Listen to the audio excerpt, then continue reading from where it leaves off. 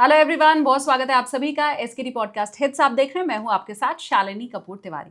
Podcast में आज मेरे साथ रहने वाले हैं VP research SMC global securities Nitin Murarka sir. उनके साथ की ये पॉडकास्ट का पार्ट 1 में ऑलरेडी आपको दिखा चुकी हूँ। आज पार्ट 2 की बारी है। खासकर हमने ऑप्शन ट्रेडिंग करने वालों के लिए ये पॉडकास्ट बनाया है कि कैसे उनकी जो स्ट्रैटेजी है उस पर चल के और कुछ नई स्ट्रैटेजीज की मदद से उनकी जो विनिंग प्रोबेबिलिटी है मार्केट में वो बढ़ सकती है। हमने रैपिड फायर राउंड भी आखिर में सर के साथ खेला है। आपको कुछ भी कहना है, कोई सवाल आपके मन में, कमेंट कर दीजिएगा, लेकिन आप चैनल को सब्सक्राइब ज़रूर कीजिए। जो कि लंबे पॉडकास्ट मेरे रहते हैं इसी चैनल पर, आप कुछ छोटे पार्ट्स में देखते हैं। चैनल सब्सक्राइब कीजिए, बेल आइकन प्रेस कीजिए और अब आप देखिए इस पॉडकास्ट का पार्ट 2। सुबह उठने के बाद और मार्केट आपने कहा कि 1-1.5 घंटे तो हमें काम नहीं करना है, तो 10:30 के बाद आपकी तरफ से जो भी राय दी जाती है मार्केट में जो भी करना है वो आप ऑटो ट्रेंडर देख के ही फिक्स करते हैं? बिल्कुल ऑटो ट्रेंडर देख के, और जो हमारे ऑटो ट्रेंडर सब्सक्राइबर होते हैं उनको हम लोग अपने टेलीग्राम चैनल में ऐड करते हैं फ्री ऑफ कॉस्ट। और उस टेलीग्राम चैनल में उनको लाइव पेड जो टेलीग्राम चैनल है उसमें फ्री ऑफ कॉस्ट आप उनको ऐड करते हैं? ऑटो ट्रेंडर के लिए एक अलग टेलीग्राम चैनल है। एक तो हमारा निफ्टी ऑप्शंस के लिए अलग टेलीग्राम चैनल है जिसमें हम लोग निफ्टी ऑप्शंस के ट्रेड देते हैं लाइव मार्केट में। बट जो ऑटो ट्रेंडर यूज़र है, जो केवल ऑटो ट्रेंडर पे ट्रेड कर रहे हैं, उनके लिए ऑटो ट्रेंडर के ऊपर ही आप देखिएगा, यहाँ पे एक टेलीग्राम का लिंक आपको दिख रहा होगा। ये देखिए टेलीग्राम दिख रहा है, ये आइकन बना हुआ है। ये देखिए ये टेलीग्राम का एक आइकन बना हुआ है। हाँ। इस पर आप क्लिक करेंगे तो आप सीधे एक टेलीग्राम चैनल में कनेक्ट हो जाएंगे। उसमें लाइव मार्केट में जो इसमें डेटा बन रहे हैं, जो फीचर्स बन रहे हैं, वो आपको हम लाइव मार्केट में स्क्रीन शॉट के साथ आपको एक्सप्लेनेशन देते हैं ताकि आपकी लर्निंग हो। सॉफ्टवेयर कभी भी एंड ऑफ द डे आप नहीं सीख सकते। लाइव मार्केट में जब आप उसे प्रैक्टिस करेंगे तो आपको समझ में आएगा कि मुझे कैसे यूज़ करना है। अब इसी विंडो में अलग अलग डेटा दिख रहे हैं। मार्केट में बायर सेलर का डेटा है, लाइव मार्केट में ऑप्शंस का डेटा है। ये सारा डेटा की क्या एक्सप्लेनेशन है, ये जब आप इस फ्री टेलीग्राम चैनल में जुड़ेंगे, और वो उनके लिए है जो हमारे यूज़र हैं, उनको हम यहाँ पे जोड़ते हैं और हमारे रिसर्च एनालिस्ट उनको लाइव मार्केट में गाइड करते हैं। अब मैं जब सुबह ऑटो ट्रेंडर खोलूँगी तो मुझे सबसे पहले इसमें क्या चेक करना है? फर्स्ट आपको जो हम लोग नॉर्मली देखते हैं वो पीसीआर डेटा पे फोकस करते हैं कि निफ्टी का और बैंक निफ्टी का क्या पीसीआर डेटा है। अब मैं आपको आज की एक ब्यूटी दिखाता हूँ। बैंक निफ्टी का पीसीआर डेटा आपको क्या दिख रहा है? यहाँ पे पॉजिटिव दिख रहा है मुझे, राइट। और निफ्टी का डेटा आपको नेगेटिव दिख रहा है। हाँ। करेक्ट। इसका मतलब निफ्टी गिरनी चाहिए और बैंक निफ्टी बढ़नी चाहिए, ऐसा ही डेटा दिख रहा है। हाँ। बट नॉर्मली ऐसा तो कम ही होता है क्योंकि गिरते हैं तो दोनों ही गिरते हैं। हाँ। अब इसकी एक्यूरेसी पे आपको मैं प्रैक्टिकल एग्जांपल दिखाता हूँ। अब हम लोग बैंक निफ्टी में चलते हैं और बैंक निफ्टी का डेटा आप देखिए, सुबह से क्या दिख रहा है? ये बाय बाय बाय बाय दिख रहा है। हाँ। ठीक है। और निफ्टी अभी हम लोगों ने देखा था सेल सेल सेल दिख रहा था। बहुत इंटरेस्टिंग है। अब परसेंटेज के बारे में जो हम लोग बातचीत करें तो बैंक निफ्टी में कॉल में कितनी आ रही है? 51 क्या है ये? प्लस या माइनस? आपने तो देखा ही नहीं है। 51 है, -51 है। This is -51। ओह। और पुट में कितना है? 48। यानी कि लोग कॉल में है ही नहीं, सारे लोग पुट में हैं।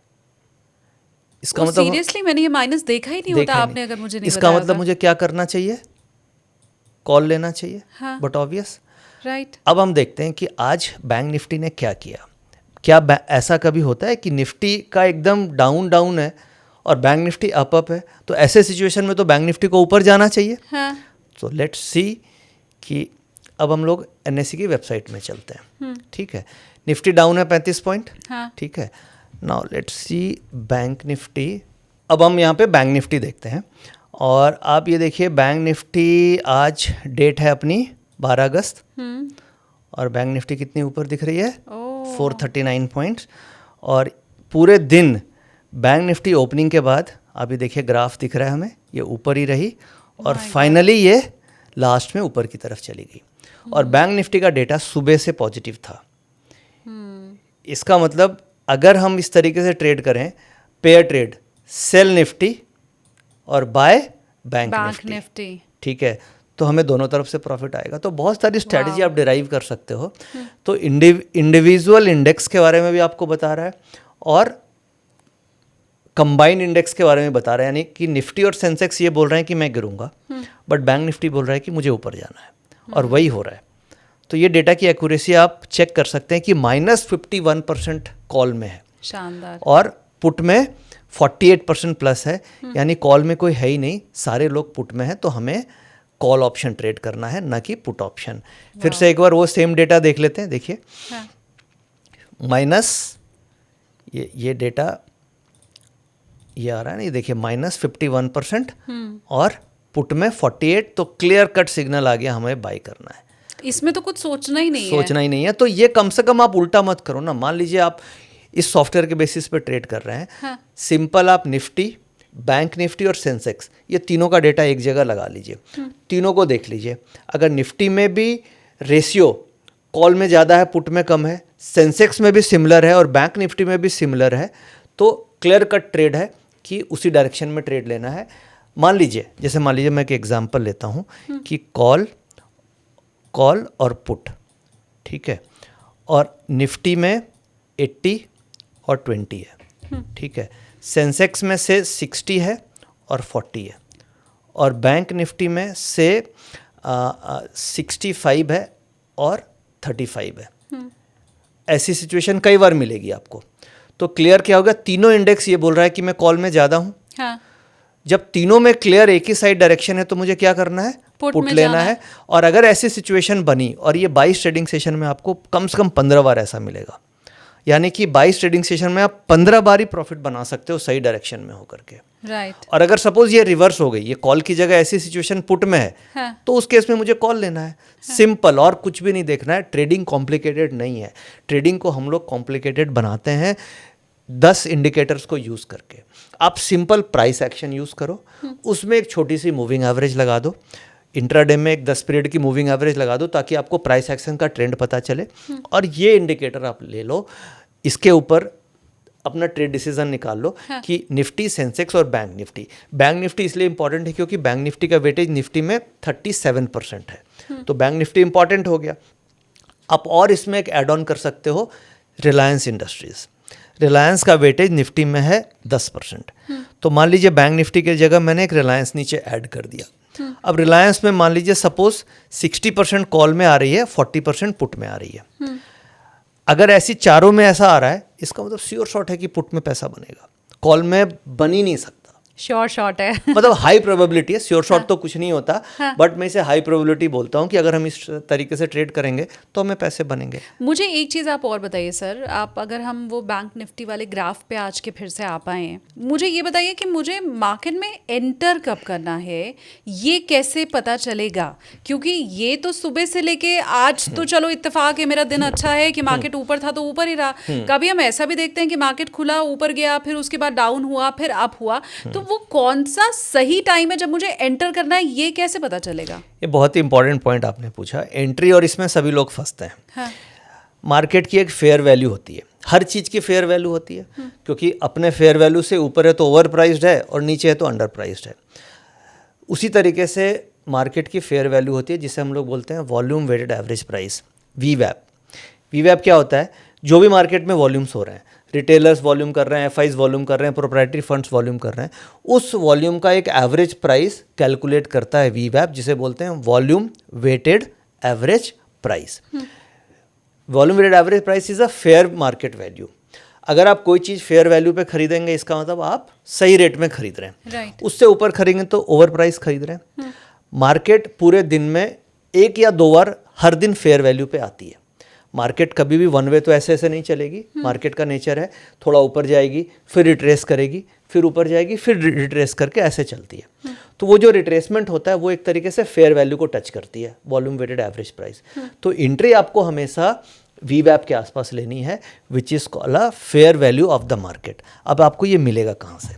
ये ऑटो ट्रेंडर जब आप सॉफ्टवेयर में हैं, तो इसके अंदर जो निफ्टी ऑप्शंस का डेटा आ रहा है, उस डेटा के बगल में ही हमारा फेयर वैल्यू कैलकुलेट होकर के आती है। देखिए यहाँ पे वीवैप की वैल्यू आपको दिख रही है। कौन सी वैल्यू है ये ये वीवैप्स, ये बाय सिग्नल आ रहा है और ये वीवैप आ रही है, देखिए। हाँ। 430 और निफ्टी फ्यूचर की वैल्यू ये आ रही है, प्राइस। अभी निफ्टी फ्यूचर की वैल्यू कितनी है? 24,475। हाँ। और वीवैप कितना है? 430। तो ये वीवैप से ऊपर चल रही है, तो हमें नहीं लेना है। अच्छा। वीवैप के आसपास हमें एंट्री करनी है। जब ये दोनों करीब करीब 5-10 पॉइंट की रेंज में आ जाए, उस समय ट्रेड में एंट्री करना है। वो मार्केट के फेयर वैल्यू के आसपास है, तो हमेशा ट्रेड एंट्री करनी है वीवैप के आसपास। और जैसे मान लीजिए आपने बैंक निफ्टी के बारे में बातचीत करी, तो हम ये देखते हैं कि बैंक निफ्टी में आज किस समय फेयर वैल्यू पे ट्रेड मिला था, करेक्ट। अब हम लोग बैंक निफ्टी के डेटा में चलते हैं, और बैंक निफ्टी में क्या डेटा बन रहा था हमारा? पॉजिटिव साइन आ रहा था ऑप्शंस के हिसाब से। हाँ। ठीक है। अब वीवैप के हिसाब से हमारा बेसिकली ऑप्शंस के हिसाब से हमें बाय लेना है। अब ये देखिए वीवैप हमारी आ रही है ये 801, राइट, और ये वीवैप से नीचे चल रही है, दिस इज अ वीवैप। अब कंफर्मेशन सिग्नल आपको वीवैप से अगर ये नीचे चल रही है तो हमें ट्रेड नहीं लेना है। बेसिकली वीवैप और ऑप्शंस दोनों मैच होने चाहिए। तो ये टाइमिंग हुई जहाँ पे हमें सिग्नल मिला कि पीसीआर भी पॉजिटिव है और हम वीवैप से ऊपर निकल गए। तो मान लीजिए ये 809, इसके ऊपर जैसे आप निकलते आपको ट्रेड लेना था। और उसके बाद मार्केट में ये देखिए 809 से ऊपर, ये ऊपर 58,000 तक चली गई। नहीं, 200 पॉइंट की रैली तुरंत मिली 15-20 मिनट में। पर 2:45 बजे तक मुझे बैठे रहना है। 2:45 पूरे दिन में 1 या 2 बार वीवैप पे मार्केट आती है। 2:45 बजे तक तो मुझे लगने लगेगा कि अब तो समय बचा ही कितना, आज का दिन तो गया। नहीं, अल्टीमेटली मुझे प्रॉफिट कमाना है और मल्टीपल ट्रेड्स नहीं लेना है। ये खासियत ये है कि ये सॉफ्टवेयर से आपकी ओवर ट्रेडिंग खत्म हो जाएगी, डिसिप्लिन आ जाएगा। आज के दिन में लॉस क्यों होता है? क्योंकि आप ओवर ट्रेडिंग करते हैं, आप ओवर लिवरेज करते हैं, आप रैंडम ट्रेड्स करते हैं, आप ओवर प्राइस्ड ऑप्शंस लेते हैं, क्योंकि ऑप्शंस में टाइम वैल्यू डिके होती है। आप ओवर प्राइस लेंगे तो प्रॉफिट नहीं मिलेगा। अल्टीमेट गोल क्या होना चाहिए? मुझे दिन के एक अच्छे ट्रेड मिल जाए, मेरे को प्रॉफिट से मतलब है, मुझे ट्रेडिंग से मतलब नहीं है।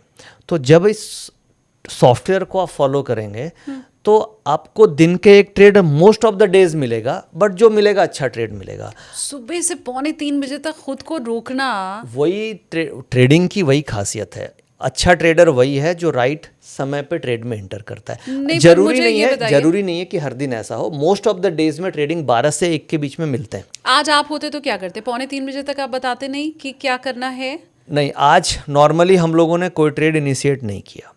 अच्छा। क्योंकि आज जैसे जो हम लोग का प्रीमियम टेलीग्राम चैनल है, हाँ, उसमें करीब सुबह से लेके 2:45 बजे तक कोई ट्रेड इनिशिएट नहीं किया, और 3 बजे के बाद हम लोगों ने ये ट्रेड इनिशिएट नहीं किया।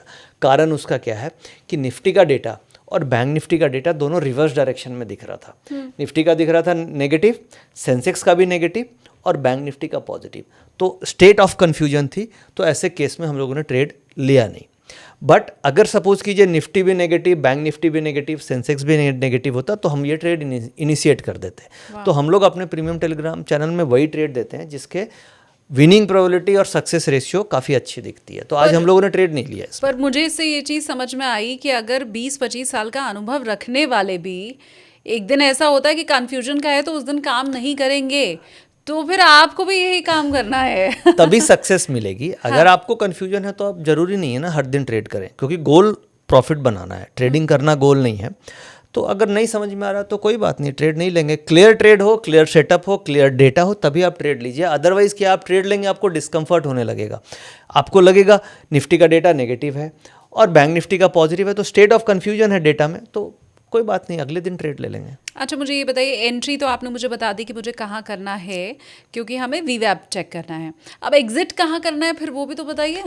एग्जिट के कई सारे रूल्स होते हैं। हाँ। एक तो हो गया कि आपको 1:2 का रिस्क रिवार्ड रेशियो पे प्रॉफिट बुक कर लिया, आप एग्जिट कर जाएं। प्रॉफिट में एग्जिट करना आसान है, लॉस में थोड़ी डिफिकल्टी आती है। तो स्टॉप लॉस के भी 2-3 मेथड्स हम लोग फॉलो करते हैं। एक तो हो गया टेक्निकल लेवल से स्टॉप लॉस निकाल लिया।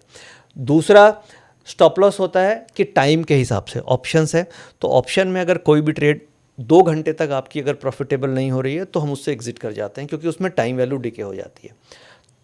हाँ। ऑप्शंस की वैल्यू डिके हो रही है, right। तो स्टॉप लॉस लेने का तरीका है, एक तो टेक्निकल लेवल निकालिए, दूसरा स्टॉप लॉस हो गया टाइम के हिसाब से आप स्टॉप लॉस निकालिए, और तीसरा ट्रेलिंग स्टॉप लॉस भी फॉलो करते हैं कि अगर प्रॉफिट में आ रही है तो आप अपने स्टॉप लॉस को ट्रेल कर देते हैं। तो स्टॉप लॉस तो आपको नॉर्मली चार्ट से डिसाइड करना होगा, या फिर डेटा, जिस डेटा पे आपने लिया कि मान लीजिए पुट कॉल रेशियो आपने देखा कि डिफरेंस 80-20 का है, वो अचानक से डिफरेंस 50-50 हो गया, तो इसका मतलब डेटा में कुछ चेंजेस हो गए, तो फिर भी उस केस में भी हम स्टॉप लॉस लेके निकल जाते हैं। कोई ख़ास दिन होता है जब ऑटो ट्रेडर आपको ज़्यादा मुनाफे वाला सौदा देता है? जैसे बहुत से लोग ये क्लेम करते हैं कि एक्सपायरी वाले दिन ज़्यादा फ़ायदा होता है। कुछ तो मैंने ऐसे लोग भी देखे हैं जिनका कहना है कि मैं सौदा ही एक्सपायरी वाले दिन करता हूँ। तो ऐसा ऑटो ट्रेडर के पास कोई तुरुप का इक्का होता है क्या? नहीं, मैंने ये फाइंड किया इवेंट्स में, जैसे जिस दिन आरबीआई की पॉलिसी आती है, हाँ, उस दिन इसमें बहुत अच्छे सिग्नल्स मिलते हैं, क्योंकि पॉलिसी आने के बाद पोजीशंस बहुत बनती है। जब मार्केट में बहुत ज़्यादा वॉल्यूम्स होंगे, पार्टिसिपेशन होगा, खासतौर से इवेंट वाले दिन, और आरबीआई की पॉलिसी हर महीने आपको आती है, तो उसमें एक मौका मिलता है। मंथली एक्सपायरी वाले दिन बहुत अच्छी मूवमेंट मिलती है, क्योंकि मंथली एक्सपायरी में बहुत सारी पोजीशन शिफ्ट होती है, उस दिन मिलती है। और बाकी जो मुझे टेस्टिंग में मिला वो मेन तो आरबीआई की पॉलिसी वाले दिन या कोई बड़ा इवेंट है तो उस दिन अच्छी मूवमेंट। इसमें वीकली एक्सपायरी में ऐसा कुछ नहीं? वीकली एक्सपायरी में तो आजकल क्या हो रहा है कि टाइम डिके हो जाती है ऑप्शंस। अगर डेटा क्लियर है तो आपको डायरेक्शन मिल रहा है, बट आजकल ऑप्शन राइटिंग इतनी हो रही है तो मार्केट साइडवेज हो जाती है, तो आपको ये पता चल जाएगा कि क्या होने वाला है, बट ट्रेंड उतना बड़ा एक्सपायरी में मिल नहीं रहा है, क्योंकि टाइम वैल्यू डिके हो जा रही है। हाँ, अगर विक्स बड़ी हो गई, विक्स इंक्रीज हो गई, तो उस केस में आपको अच्छे सिग्नल मिल जाएंगे, बट विक्स अभी करंट में कम है, तो एक्सपायरी में बहुत ज़्यादा मोमेंटम, मार्केट में ही मोमेंटम नहीं है, बट आपको डायरेक्शन समझ में आ जाएगा। ट्रेडिंग में सिर्फ सही ट्रेड लेना ही ज़रूरी नहीं होता है, कॉस्ट को भी कंट्रोल में रखना बहुत ज़रूरी होता है। आप अगर ट्रेडर हैं और एक बड़ा अमाउंट आप दे रहे हैं ब्रोकरेज कॉस्ट के रूप में, तो उसको बचाने के लिए आपको स्टॉक्स कार्ड ज़रूर ट्राई करना चाहिए। यहाँ आपको अनलिमिटेड ट्रेड मिलता है ज़ीरो ब्रोकरेज पे। महीने का 99 रुपये का सब्सक्रिप्शन आपको लेना है और उसके बाद आप जितना चाहें उतनी ट्रेडिंग कर सकते हैं, कोई ब्रोकरेज कॉस्ट आपको देना नहीं होगा। डिस्क्रिप्शन में लिंक है, एक बार जा करके स्टॉक्स कार्ड ज़रूर एक्सप्लोर कीजिए। अब मुझे ये बताइए, हमने बैंक निफ्टी की बात कर ली, आपने निफ्टी की बात कर ली, आपका कहना है कि सेंसेक्स के लिए भी ऑटो ट्रेडर आपको काफ़ी फ़ायदा देगा या आपकी मदद करेगा। क्या स्टॉक में जो लोग काम कर रहे हैं उनके लिए भी ऑटो ट्रेडर है? देखिए, स्टॉक्स में तो बहुत अच्छे से ये काम करता है, क्योंकि इंडेक्स के लिए तो बहुत इंट्राडे मेनली फोकस्ड होता है, बट स्टॉक्स में क्या होता है, मंथली एक्सपायरीज होती हैं और वो मंथ के एंड में एक्सपायर होता है। प्लस स्टॉक्स में स्विंग ट्रेडिंग भी आप करते हैं, आप पोजिशनल ट्रेडिंग करते हैं, तो स्टॉक्स का डेटा देखना बहुत ज़रूरी है कि कौन से लेवल पे रेसिस्टेंस है। जैसे मान लीजिए मैं एक आध एग्जाम्पल के लिए स्टॉक लेता हूँ, जैसे मान लीजिए हम लोग बातचीत करें रिलायंस इंडस्ट्रीज़ की फॉर एग्जांपल, तो मान लीजिए रिलायंस में मैं ट्रेड कर रहा हूँ और रिलायंस का प्राइस अभी चल रहा है 1329, ठीक है। अब हमें इसमें देखना है कि कौन कौन से लेवल पे रेसिस्टेंस है और ओपन इंटरेस्ट किस तरीके से डेवलप हो रहा है। अब जैसे कि ये ग्रीन लाइन है, ये जो ग्रीन लाइन है ये कॉल वाली लाइन है, ठीक है, और रेड वाली लाइन पुट वाली लाइन है। और अभी रिलायंस इंडस्ट्रीज जो चल रहा है वो किस लेवल पे चल रहा है, 1329। अब मान लीजिए मेरे पास पोजीशंस है और मुझे ये देखना है यहाँ से अपसाइड कितनी हो सकती है। 1330 के आसपास अभी रिलायंस ट्रेड हो रहा है इस लेवल पे। इसका इमीडिएट रेसिस्टेंस कौन सा है, जहाँ पे सबसे ज़्यादा कॉल वाले लोग खड़े हैं, 1400।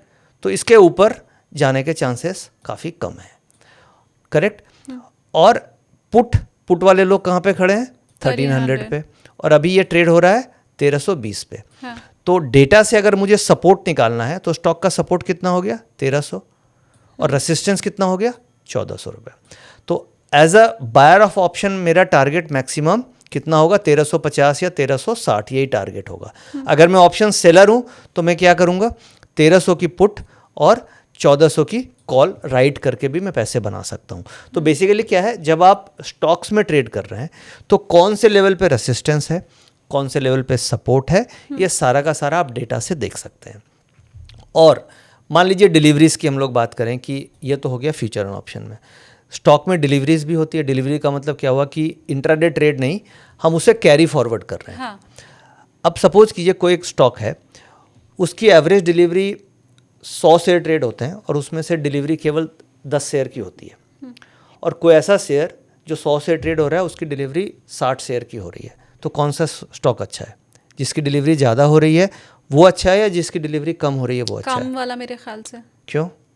कम अगर हो रही है तो उसमें कैपिटल कमिटमेंट नहीं है, क्योंकि वो ट्रेडिंग स्टॉक है। पर मुझे घाटा भी तो कम होगा उस लिहाज से, नहीं? डिलीवरी का मतलब क्या हुआ कि उसमें पैसे लग रहे हैं। डिलीवरी हाँ। का मतलब क्या हुआ कि मैंने अपने डीमैट में कैरी किया। हाँ। अगर मैंने अपने डीमैट में कैरी किया तो मैंने उसमें कैपिटल इन्वेस्ट किया, और कैपिटल इन्वेस्ट किया तो मेरा कमिटमेंट है उस स्टॉक के लिए, तभी मैं उसे कैरी कर रहा हूँ। राइट। तो जिस स्टॉक में जितना ज़्यादा कमिटमेंट होगा, जिस रिलेशनशिप में कमिटमेंट होगी, वो लॉन्ग टर्म चलेगी। यानी जिस स्टॉक में मैं पैसा डालूंगा, कमिटेड रहूंगा, इसका मतलब वो अच्छा स्टॉक है। और ट्रेडिंग स्टॉक में क्या होगा, जिसमें कम डिलीवरी होगी, वो मार्केट जरा सी गिरेगी तो उसमें कमिटमेंट ऑफ कैपिटल नहीं है, तो वो स्टॉक जल्दी से गिर जाएगा। तो एज अ ट्रेडर कभी भी हमें वैसे स्टॉक में ट्रेड नहीं करना चाहिए जिसमें कैपिटल कमिटमेंट कम है। जैसे फॉर एग्जांपल, इसको एग्जांपल से समझते हैं। जैसे मान लीजिए रिलायंस लेते हैं। रिलायंस की एवरेज डिलीवरी आ रही है मुझे 56%, यानी अगर 100 शेयर ट्रेड होता है तो 56 शेयर लोग घर ले जाते हैं, और 44 शेयर ही ट्रेडिंग वाली होती है, यानी इसमें कैपिटल कमिटमेंट 56% है। अब कैपिटल कमिटमेंट के जैसे हम लोग बातचीत करें तो मान लीजिए जैसे आइनॉक्स विंड है, इसकी एवरेज कैपिटल कमिटमेंट कितनी आ रही है? 37% आ रही है। और कोई एग्जांपल एक लेते हैं, चलिए एक ICICI बैंक देख लेते हैं। ICICI बैंक, इसकी कैपिटल कमिटमेंट कितनी आ रही है? 62% आ रही है। तो अगर मैं 3 स्टॉक में कंपेयर करूं कि Reliance industries 56% capital commitment, ICICI bank 62% और आइनॉक्स विंड 37%। अब इस 3 स्टॉक्स में मुझे एज अ इन्वेस्टर बनना है, तो मेरे लिए प्रायोरिटी ICICI बैंक होगी, क्योंकि इसमें 100 में से 62 शेयर में कैपिटल कमिटमेंट है इस लेवल पे। तो ये बेसिकली जब आप ट्रेडिंग कर रहे हैं या जब इन्वेस्टमेंट कर रहे हैं तो कैपिटल कमिटमेंट किस स्टॉक में ज़्यादा हो रहा है ये फाइंड आउट कर सकते हैं। कई बार कई स्टॉक्स में 20% का ही कैपिटल कमिटमेंट होता है, तो वैसे स्टॉक को पोर्टफोलियो में रख के फ़ायदा नहीं है, क्योंकि उसमें कैपिटल कमिटमेंट कम रहेगा और मार्केट जरा सी करेक्ट होगी तो वहाँ पर लिवरेज पोजीशन होती है, क्योंकि कैपिटल लगा नहीं है, सारा लिवरेज पोजीशन है, FNO में पोजीशन है, वो स्टॉक जल्दी से गिर जाता है। अब कई बार देखते हैं ना, मार्केट 2% गिरी और स्टॉक 10% गिर जाता है। निफ्टी, रिलायंस, निफ्टी 2% गिरती है, रिलायंस आधे % ही गिरता है, बट कुछ स्टॉक्स 5% गिर जाते हैं। इसी रीज़न से होता है, क्योंकि वहाँ पे कैपिटल कमिटमेंट नहीं होती है। मुझे अगर पोजीशन साइज के बारे में समझना हो कि मैं कैसे डिसाइड करूँगी, तो वो मुझे कैसे पता चलेगा? देखिए, पोजीशन साइज डिपेंड करती है स्टॉप लॉस डिस्टेंस पे। स्टॉप लॉस डिस्टेंस का मतलब हो गया कि मान लीजिए आप कोई भी ऑप्शंस खरीद रहे हैं, 100 रुपये के आसपास आपने ऑप्शंस खरीदी। अब उसका स्टॉप लॉस आप कैलकुलेट करेंगे। अब मान लीजिए स्टॉप लॉस आ रहा है 80 रुपीज़ का, तो स्टॉप लॉस डिस्टेंस कितना है? 20 पॉइंट। और एक और आप 100 रुपये पे ले रहे हैं जिसका स्टॉप लॉस आ रहा है 70 रुपीज़। हर ट्रेड का अलग अलग स्टॉप लॉस आ सकता है, तो यहाँ पे डिस्टेंस आ रहा है 30 पॉइंट का। नॉर्मली ट्रेडर्स क्या करते हैं, वो रैंडम पोजीशन साइज लेते हैं कि आज के ट्रेड में भी 500 क्वांटिटी ले ली, कल भी किया तो 500 क्वांटिटी ले ली। वैसे ट्रेडिंग नहीं होती है। अगर स्टॉप लॉस डिस्टेंस ज़्यादा है तो पोजीशन साइज आपको रिड्यूस कर देनी चाहिए। यानी अगर मेरा स्टॉप लॉस डिस्टेंस 30 पॉइंट का आ रहा है तो मैं पोजीशन साइज कम रखूँगा, और स्टॉप लॉस डिस्टेंस अगर मेरा 20 पॉइंट का ही आ रहा है तो मैं पोजीशन साइज ज़्यादा रखूँगा। उसका भी रीज़न है, अगर स्टॉप लॉस आपका हिट हो गया तो आपको लॉस पोजीशन साइज में अगर बड़ा होगा तो ज़्यादा लग जाएंगे, लॉसेस ज़्यादा हो जाएंगे ना, क्योंकि आपने पोजीशन साइज बड़ी रखी है। हाँ। तो हमेशा लर्निंग ये है कि पोजीशन साइज डिसाइड होता है कि कितना बड़ा स्टॉप लॉस है। अगर स्टॉप लॉस 10% का है तो पोजीशन छोटी होगी, स्टॉप लॉस 2% का है तो पोजीशन साइज आप बड़ी रख सकते हैं। मैं इसको चेंज करके, जैसे आज का ही आपने मुझे मार्केट बैंक निफ्टी का दिखाया, तो मुझे अचानक से 200 पॉइंट की रैली उसमें दिखाई दी। तो मुझे जब ऑटो ट्रेडर ये बता रहा है कि बहुत स्ट्रॉन्ग इंडिकेशन है, बिल्कुल क्लियर दिखाई दे रहा है, जैसे हमने आज देखा ना कि कॉल साइड कोई है क्लियर है, माइनस में है, तो ऐसी कंडीशन में मार्केट जब दिखाई दे तो मैं ज़्यादा बड़ा साइज नहीं, अब पोजीशन साइज आपको रिस्क मैनेजमेंट अलग चीज़ होगी। डेटा कितना भी अच्छा दिख रहा है, हाँ। डेटा फिर भी 30%, आज वाला तो क्लियर था कि कॉल में कोई है ही नहीं, स्टिल 30% चांस है कि गलत हो सकता है। कोई 100% एक्यूरेसी नहीं है, still there is a 30% chance कि आप गलत हो सकते हैं। तो रिस्क मैनेजमेंट तो आपको करना ही होगा, यानी कि कितना भी श्योर शॉट लग रहा है, हर ट्रेडर यही सोच के ट्रेड करता है कि ये ट्रेड अच्छा ही होगा, बट वो गलत भी जाता है नहीं, ना। पर अब तो मेरे पास ऑटो ट्रेंडर है नहीं, ना। फिर भी 70% चांस है, हो सकता है वो ट्रेड गलत चला गया, तो अगर आप पोजीशन साइज बड़ी होंगे तो आपको नुकसान हो जाएगा, तो ऐसा नहीं करना है। पोजीशन साइज हमेशा डिस्टेंस को देख के रिस्क मैनेजमेंट को करते हुए ही करना है, तभी लॉन्ग टर्म सक्सेसफुल आप हो सकते हैं। अब मुझे लगता है मैंने तो मार्केट में एंट्री से लेके एग्जिट तक और साइज़ क्या होनी चाहिए, पोजीशन साइज, सब कुछ समझ लिया है। आपको लग रहा है कि कुछ अगर रह गया है तो वो आप मुझे कमेंट करके बताइए। सर आप बताइए कि अगर ऑटो टेंडर मेरे पास है अब, क्योंकि हम वाइंड अप की तरफ आगे बढ़ रहे हैं, तो कुछ ऐसा है जो मुझे खास देखना है इसमें? यस, इसमें एक बहुत अच्छा फीचर है सेक्टर रैंकिंग। सेक्टर रैंकिंग कैसे हेल्प करता है? मार्केट निफ्टी को चलाने के लिए सेक्टर्स होते हैं। सेक्टर में बैंक निफ्टी है, आईटी है, ऑयल एंड गैस है। अब इसमें हम लोग की एक लाइव रैंकिंग चलते रहती है लाइव मार्केट में। अब ये आप देखिए 15 मिनट, 30 मिनट, 60 मिनट ये रैंकिंग चल रही है। इसमें सबसे नीचे 10th पोजीशन पे कौन है? आईटी है। उसके बाद एफएमसीजी है, फिर ऑटो है, और टॉप पोजीशंस पे कौन है? पीएसयू और बैंक निफ्टी। हाँ। अब आपने बैंक निफ्टी का डेटा देखा था, उसमें क्या डेटा दिखा था? पॉजिटिव दिख रहा था। और रैंकिंग में कौन ऊपर है? बैंकिंग। हाँ। तो इसका मतलब मुझे बैंक में डेटा भी पॉजिटिव दिख रहे हैं और रिलेटिव स्ट्रेंथ रैंकिंग भी बोल रहा है कि मुझे बैंक्स में ट्रेड करना है। करेक्ट? तो इससे आपको क्लैरिटी मिल रही है कि बैंक्स स्ट्रॉन्गर हैं और आईटी वीकर हैं। तो आप मान लो स्टॉक्स ट्रेड करते हैं, स्टॉक ऑप्शन, तो ऐसे सिचुएशन में मैं क्या करूंगा? बैंक निफ्टी के स्टॉक्स की कॉल ऑप्शन लूंगा और आईटी के स्टॉक्स यानी कि इन्फोसिस, टीसीएस की मैं पुट ऑप्शन में ट्रेड करूंगा, क्योंकि इसकी रैंकिंग लोवेस्ट आ रही है। अब आज के दिन में इन्फोसिस 4% डाउन है और बैंक निफ्टी ऊपर है, तो आपको दोनों तरफ से पैसा मिलता। My God. रैंकिंग का एक और फायदा है। हाँ। कभी कभी आपको ऐसा देखने को मिलेगा कि टॉप में बैंक निफ्टी भी ऊपर है और ये जो आईटी नीचे दिख रहा है ना, ये आपको फर्स्ट पोजीशन पे आईटी है, सेकंड पोजीशन पे बैंक निफ्टी है और थर्ड पोजीशन पे एफएमसीजी है।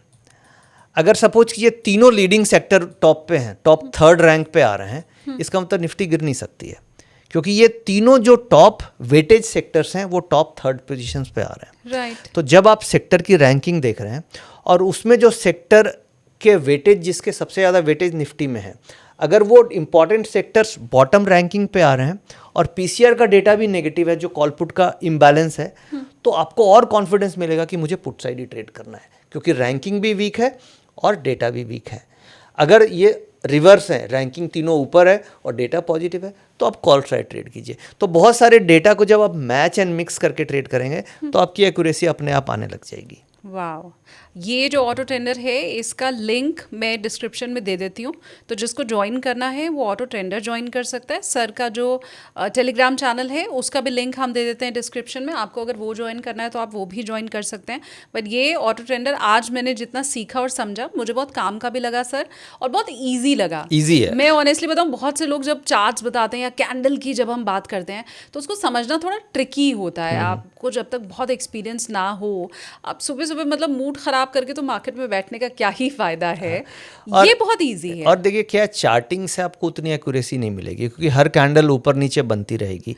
बट चार्ट्स के पीछे जब आप डेटा लॉजिक मिला देंगे तो आपको कॉन्फिडेंस आएगा। जैसे फॉर एग्जांपल आप लीजिए कि मान लीजिए चार्ट पॉजिटिव दिख रहे हैं, मैं एक चार्टिस्ट हूँ, मुझे दिख रहा है कि चार्ट्स ऊपर जा रहे हैं, बट जब मैंने उसमें पीसीआर का डेटा मिक्स कर दिया कि कॉल एंड पुट का जो इम्बैलेंस है, उसके बाद मैंने उसमें सेक्टर देख लिया कि ये जो रैंकिंग आ रही है इसमें टॉप 3 सेक्टर ऊपर हैं, तो क्या मुझे कॉन्फिडेंस नहीं आएगा कि मैं अपनी पोजीशंस को लंबी कैरी करूं? तो जहां पे मैं प्रॉफिट केवल 20 पॉइंट का बुक करके निकल जाता हूं, वहां पे मैं 40-50 पॉइंट का ऑप्शन में होल्ड करूंगा, तो मैं रिटर्न ऑन कैपिटल ज़्यादा कमा पाऊंगा और लॉस में जब मेरी पोजीशन जाएगी तो मैं उससे जल्दी घबराऊंगा नहीं। तो ट्रेडर को क्या चाहिए कि घबराहट में मुझे कोई सपोर्ट कर दे और प्रॉफिट में मुझे कोई हेल्प कर दे, बड़ा प्रॉफिट कमाने में। तो ये सॉफ्टवेयर आपको उसमें हेल्प कर रहा है, आपके दोनों प्रॉब्लम सॉल्व हो रहे हैं। मैं फिर से जाते जाते आपसे एक चीज़ पूछ रही हूँ, ऑटो ट्रेंडर की ही आप मदद लेते हैं या कोई दूसरा ऐप है जिसकी मदद लेते हैं? हम लोग को बता नहीं। ऑटो ट्रेंडर की मदद मैं 60% लेता हूँ और 40% चार्ट्स की मदद लेता हूँ, क्योंकि प्राइस एक्शन और डेटा एक्शन दोनों को कंबाइन करके ट्रेड करना चाहिए। केवल प्राइस एक्शन से भी काम नहीं होगा, केवल डेटा एक्शन से भी काम नहीं होगा। तो मैं जो ट्रेड करता हूँ 60% वेटेज डेटा पे होता है और 40% वेटेज प्राइस एक्शंस पे होता है। और वो हमने, मुझे लगता है चार्ट्स अगर हम हटा दें तो काफ़ी हद तक वाकई चीज़ें सीख ली हैं। मुझे एक चीज़ और अच्छी लगी, क्योंकि मेरा भी कोई ना कोई सेटअप ज़रूर होगा, हर शख्स का होता है, या उसकी कोई स्ट्रैटेजी होती है, तो उस स्ट्रैटेजी पे मुहर लगाने का काम तो कम से कम ऑटो ट्रेडर कर सकता है। आपकी स्ट्रैटेजी और आपका जो भी स्टाइल है अभी तक ट्रेडिंग का, आप, क्योंकि उसमें कन्फ्यूजन रहता है सर, हमें पता तो होता नहीं है कि हम सही दिशा में हैं या नहीं है, तो अगर साथ में ऑटो ट्रेडर भी आपको बता रहा है कि नहीं तुम जो सोच रहे हो वो गलत है या तुम जो सोच रहे हो वो सही है, तो फिर आपको कॉन्फिडेंस और बढ़ जाता है और वो वेटेड बाय फैक्ट्स हो जाता है। जब आप फैक्ट्स देख लेते हो तो आपका कॉन्फिडेंस अपने आप डबल हो जाता है। आप चलते चलते मैं आपके साथ रैपिड फायर खेलने वाली हूँ, सिर्फ हाँ और ना में आपको बताना है सही है या नहीं है। हालांकि इसमें से बहुत सी बातें हम सर के साथ ऑलरेडी डिस्कस कर चुके हैं, लेकिन मुझे लगता है आपका भी रिवीजन हो जाएगा। हर दिन ऑप्शन बाइंग करनी चाहिए? जरूरी नहीं है, जिस दिन अच्छे सेटअप है उसी दिन ट्रेड कीजिए। बिना स्टॉप लॉस के ऑप्शन बाइंग करनी चाहिए? कभी भी नहीं करना चाहिए, क्योंकि capital protection is the priority. अगर आपके पास कैपिटल बची रहेगी तो अगले दिन फिर आप गेम प्ले कर पाओगे, तो बिना स्टॉप लॉस के कभी भी ऑप्शन ट्रेड नहीं करना चाहिए। सिर्फ पीसीआर देख करके ट्रेड में ले सकती हूँ? बहुत हद तक आप डिसीजन ले सकते हैं, बट कंक्लूड करने के लिए प्राइस एक्शन डेटा देखना से ज़्यादा अच्छी एक्यूरेसी आएगी। ज़्यादा ओटीएम ऑप्शंस खरीदना एक बड़ी गलती है? 100%। ओटीएम ऑप्शंस में टाइम डिके होने का बहुत बड़ा रिस्क है। मोस्ट ऑफ द टाइम आप एट द मनी ऑप्शंस कीजिए। ओटीएम ऑप्शन कभी कभी इवेंट्स के समय खरीद सकते हैं, बट ज़्यादातर केसेस में ओटीएम ऑप्शन अवॉइड करना चाहिए। एक्सपायरी डेट पर ऑप्शन बाइंग ज़्यादा रिस्की है? दोनों केस है। ऑप्शन बाइंग से कभी बड़े पैसे भी मिलते हैं, और बट रिस्क मैनेज करके डेटा को देख के आप काम करेंगे तो वो आपके लिए प्रॉफिटेबल साबित होगा, और आप रैंडम करेंगे तो रिस्की भी हो सकता है। क्या सिर्फ प्राइस एक्शन देखकर प्रॉफिटेबल ऑप्शन बाइंग की जा सकती है? बिल्कुल नहीं की जा सकती। प्राइस एक्शन से आप 50% एक्यूरेट हो सकते हो, बट अगर आपको एज बढ़ानी है, 70% एक्यूरेसी लानी है, तो आपको डेटा जरूर देखना चाहिए। अगला सवाल है, ब्रेकआउट के तुरंत बाद ऑप्शन खरीदना कितना सही है, कितना गलत है? बहुत रिस्की है। ब्रेकआउट्स के बाद खास तौर से वीकली ऑप्शंस कभी नहीं करना चाहिए। स्टॉक ऑप्शंस आप कर सकते हैं, बट वीकली ऑप्शंस में most of the breakouts fail होते हैं। अगर आप वीकली ऑप्शंस कर रहे हैं तो हमेशा रिट्रेसमेंट पे कीजिए या वीवैप पे कीजिए, क्योंकि ब्रेकआउट्स का मतलब फेयर वैल्यू से ऊपर ही होगी। तो ऑप्शंस जो वीकली ऑप्शंस है उसे ब्रेकआउट नहीं करना चाहिए। स्टॉक ऑप्शंस आप ब्रेकआउट कर सकते हैं। जो ऐसे स्टॉक ऑप्शन जिसमें मंथली कॉन्ट्रैक्ट्स हैं, जैसे बैंक निफ्टी में मंथली कॉन्ट्रैक्ट्स हैं, आप ब्रेकआउट प्ले कीजिए, बट जिसमें वीकली कॉन्ट्रैक्ट्स हैं उसमें ब्रेकआउट्स प्ले नहीं करना चाहिए। नए ट्रेडर के लिए एटीएम ओटीएम से बेहतर है? ऑलवेज। एटीएम में आप फटाफट मूवमेंट मिलेगी और टाइम डिके भी कम होगा, तो एटीएम इज ऑलवेज बेटर। ज़्यादा इंडिकेटर लगाने से ट्रेडिंग डिसीजन बेहतर नहीं होता है, कंफ्यूजन बढ़ता है? बहुत कंफ्यूजन होती है, और ये नए ट्रेडर्स ये बहुत बड़ी गलती करते हैं कि वो मल्टीपल इंडिकेटर्स लगाते हैं। सिंपल एक मूविंग एवरेज आप लगा लो और पीसीआर का डेटा आप कंबाइन कर लो, और दोनों को कंबाइन करके प्राइस एक्शंस देखिए, आपको बेस्ट रिजल्ट्स उसमें मिलेंगे। मजबूरी हो जाती है ना सर, बहुत सारे लोग सिखाने वाले होते हैं, बहुत सारे लोग बताने वाले होते हैं, तो हम सभी आजमा करके देख लेना चाहते हैं। नहीं, मेन एक्यूरेसी इंपॉर्टेंट है। और मैं पिछले 20-22 सालों से जो ट्रेडिंग कर रहा हूँ, मैंने भी शुरुआती दौर में ऐसे ही किया था कि आज ये इंडिकेटर लगा रहा हूँ, कल मूविंग एवरेज लगा रहा हूँ, परसों बॉलिंगर बैंड टेस्ट कर रहा हूँ। अब जाके मुझे समझ में आया कि इससे और कन्फ्यूजन क्रिएट होती है। पिछले 8-10 सालों से केवल price action, simple moving average, वीवैप और ये डेटा, इसके बेसिस पे आराम से आपको 65-70% एक्यूरेसी मिल जाती है। ऑप्शन बाइंग में ज़्यादा इंपॉर्टेंट क्या है, एंट्री या एग्जिट?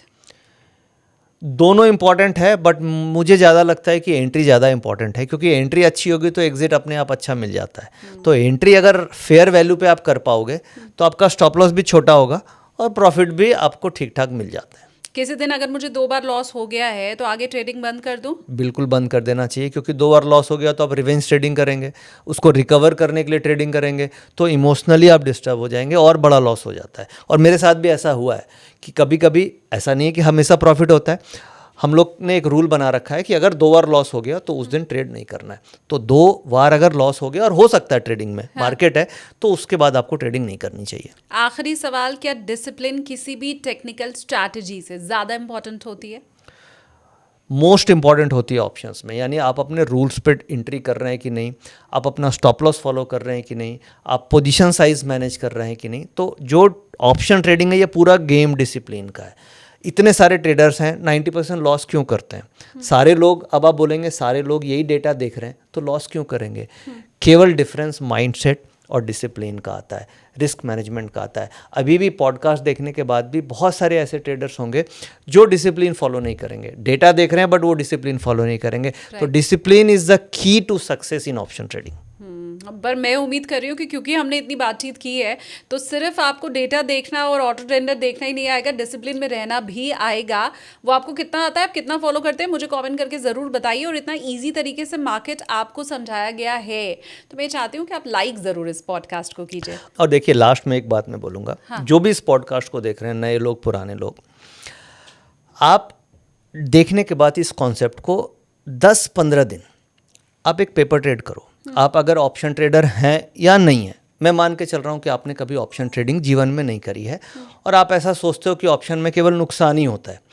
जो मेथड मैंने अभी सिखाया इम्बैलेंस का, कॉल एंड पुट का, इसे आप 10 दिन तक पेपर ट्रेड कीजिए और उसके बाद आप एक्यूरेसी खुद से निकालो। जैसे मैं बोलता हूँ कि 65-70 है, आपको देख के हो सकता है मज़ा नहीं आए, बट आप खुद से निकालो और 10 दिन तक आप कैलकुलेट करके देखो कि मैं अगर एक एक लॉट में ट्रेड कर रहा होता तो क्या मुझे प्रॉफिट होता कि नहीं।